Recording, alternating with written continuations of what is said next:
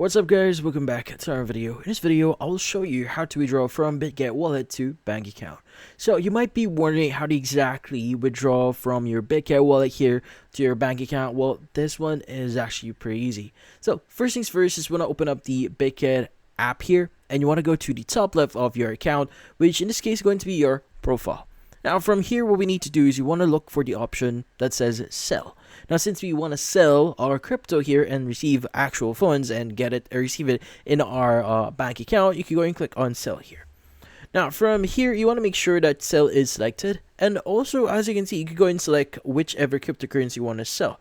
But in order for you to choose that, you need to first verify yourself first. So if you haven't verified yourself, make sure to verify yourself. But yeah, you could choose USDT, USDC, BTC, ETH, and a lot more here. But if you don't have those yet, you may want to convert them either to USDT or USDC because they are stable coins, so they're a lot more stable. Now from here, you just need to choose your in this case the actual buyer. So we are selling this to different people online here, which is in this case this is P2P. You can also filter this by payment method here depending where you are. You can go and choose your bank account here, either PayMaya if you're in the Philippines, Pay, and a lot more here. But yeah, so once you've selected that and basically saw the best offer that you get here, go and click on sell here.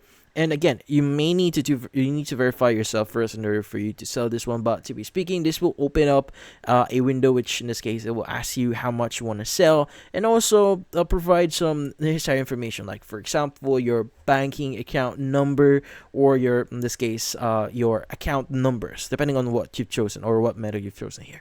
But yeah, so you just need to interact with the actual buyer here, and you should be good. And that's about it. So if you found this video helpful, don't forget to leave a like or maybe subscribe to our channel. Thank you for watching.